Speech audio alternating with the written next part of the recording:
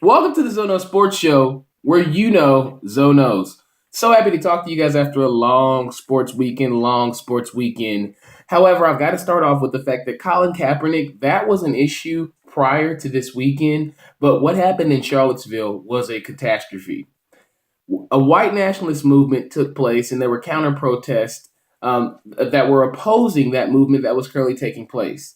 At one point, a Dodge Challenger, I want to say, driven by James Alex Fields Jr., ran over a crowd of people. I think 19 were injured. One was killed. I do know that definitively. And what I had to say about that, James Alex Fields Jr., you are a clown. You are a bum. You are a sucker. You are a sorry, sad human being for what you did. Just considering the connotation of what everything that took place really means. I think it shows that in society, we're not as far as we think we are. And there still are a select group, because I'm not going to say majority, because I've got a lot of friends from multiple ethnicities who do not act in this manner. What happened in Charlottesville to those people, I think it speaks volumes about what what the community and what the world needs to do in order to prevent things like this from happening. Hate crimes against groups of people with vehicles driving into crowds because people don't agree with the way someone looks or the way someone acts. We are way too far ahead in society to degrade ourselves in that manner and to allow things like that to happen in our community. I applaud Marshawn Lynch and Michael Bennett for what they did in their protest over the weekend by sitting during the national anthem. Do I respect the national anthem? Of course. I'm a patriot. I'm American. Land of the free, home of the brave. However, Marshawn Lynch choosing to sit during the national anthem on Saturday and Michael Bennett choosing to do it on Sunday says to America that I don't care how much money you allow me to make in this free economy. I will not sit by idly and act as if there's nothing going on and that I don't have an issue with it. So I applaud that Seahawks player and that Raiders player for taking a stand and trying to send sound waves and vibrations throughout the sports world and community saying that, hey guys, we need to stand up, we need to say something, we need to try and make a nonverbal impact. And I applaud them before I applaud a coward James Alex Fields Jr. for doing what he did, because that was a coward move. And frankly, I don't think he deserves anyone's sympathy. So my final question about that entire issue in Charlottesville this season, how does the University of Virginia handle this specific tragedy? How do they go about conducting themselves on campus within that community? Because they've got a football season coming up, a basketball season coming up, as well as soccer, golf, tennis, swimming, baseball, softball. A multitude of other sports are going to take place. So how does the university react to this incident that happened? That's what I'm looking to see from Virginia. Now, moving on, Leonard Fournette says the NFL is muy fácil. Now, if you don't speak Spanish, that means easy, muy fácil. Bruh, it's preseason, Mr. Fournette. I understand you played at LSU and you played in a two-back offense, I formation, sometimes single back. I understand that you had the flip over. You flipped over the Auburn defender and knocked him off your back, and you run very powerful, and you had that stretch where you were running for 200 yards a game against Eastern Michigan, then Syracuse. But Leonard Fournette, sir, we saw you taper off in college. That wasn't easy for you down the stretch, was it? So what leads me to believe that you're going to come to the NFL, make an impact right away like you had in college when you couldn't even maintain that running style that you had early into your, I want to say, sophomore year? So Leonard Fournette, I think if I were you, I would chill, pump the brakes, and just really get a feel for the NFL game once the season starts, because it will be faster and it will be different.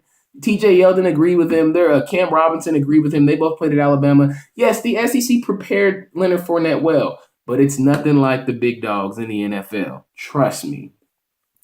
Justin Thomas, he's from Louisville. If you guys didn't know that, he just won the PGA Championship. He's golf's next big star.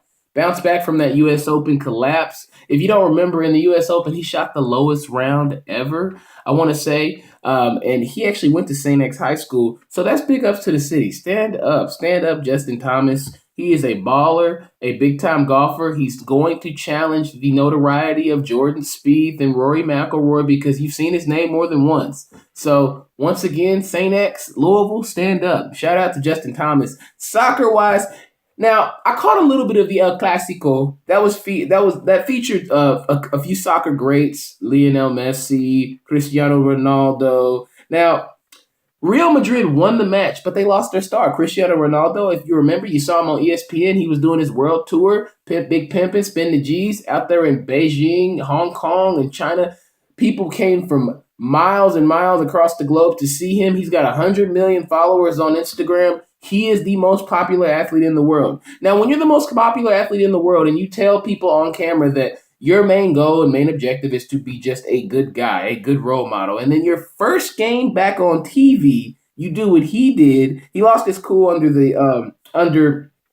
the circumstances the other day. Now, he's got that slick hair. You can't lose your cool. He suspended 5 matches because of what he did by pushing the ref. You can't push a ref just because he gave you a red card, Cristiano Ronaldo. I know you're a cool guy. You think you're Ronaldo. You got the swag, the sweet swag.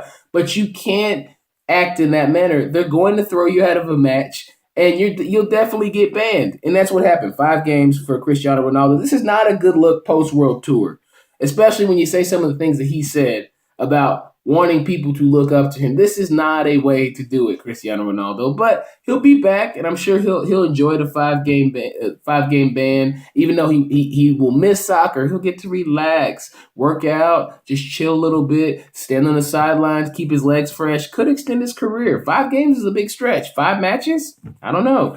But ease up on the pushing refs, Cristiano Ronaldo. They need you on the field, Real Madrid, if they're going to continue to progress. Barcelona, we saw the effects of not having Neymar the other day. PSG, they came up. We saw the effects of acquiring Neymar the other day. So if you don't keep up with soccer, keep up with it because it's going to get way more competitive because of now they have a lot more variation across the league with the stars and on different rosters. So I really like that. Something the NBA should look into. Watching Bryce Harper this weekend was like watching a horror movie, I might add.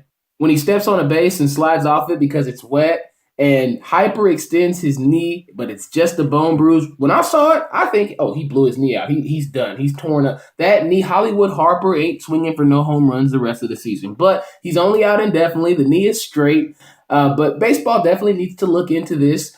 Potentially create a new base with better material for the rain that's rain durable. Maybe they can put some of that material that they put on, I don't know, rubber gloves or the gloves that Odell Beckham uses. Have you been seeing Odell Beckham all his one-hand catches? Let's stay on topic. But should we blame the Blaze on this?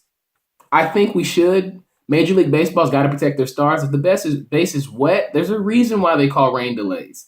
And if you guys aren't going to call as many rain delays because you can't play 3 games in one day, then why not find better base technology, better surface technology? You got to do that.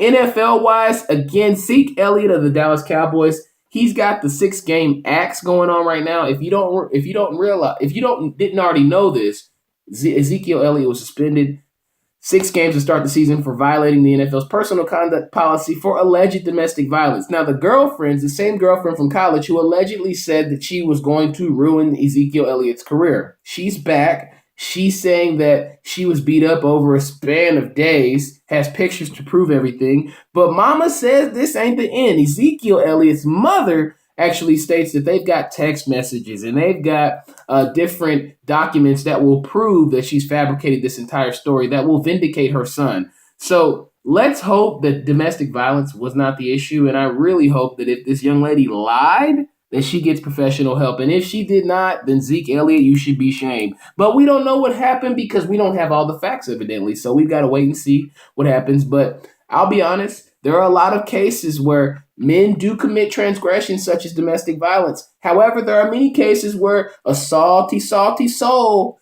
will fabricate a story and say that, hey, he beat me up. So we need to wait until we get both sides of the story and see both sets of documents. Marvin Bagley III, he's going to Duke, reclassified to 2017. He's the number 1 recruit coming out of high school for next year, but he reclassified, so I guess that means he will play this year, this college season. What player does he remind me of? I'd say he reminds me of a slower Chris Bosh. Needs to get more foot speed.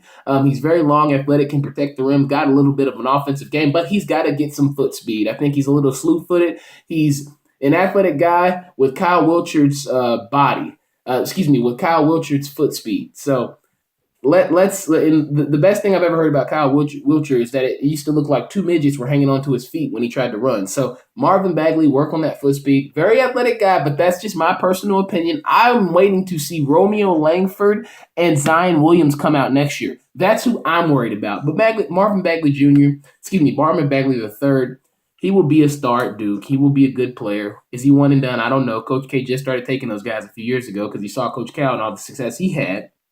But we shall see. The NBA schedule was out and brought on the rest this time. A lot of players love it. The Warriors love it because the NBA tried to incorporate more breaks in between. They extended the season a week, which is good because it'll allow those players extra time to get some rest. There may be a few rest games this year, but we won't get home from church on Sundays and cut on the TV and see Spurs versus Warriors and Kawhi's out, Chef's out, KD's out, the whole city's out because they're playing so many back-to-back. So kudos to the NBA for scheduling accordingly. College football is 2.5 weeks away. I'm ready to watch like SpongeBob. I'll have some juice to talk about with you guys very soon. My 100 episode is coming up. Make sure that you watch my 100 episode. It will be different. Episode 100. Get ready. Make sure that you tune in to episode 100 2 weeks from now. Looking forward to talking to you guys next week. Love talking to you every week. Thank you for always watching Zono Sports. You hang with me now, I'll hang with you later. Thank you for watching the Zono Sports Show, where you know Zonos.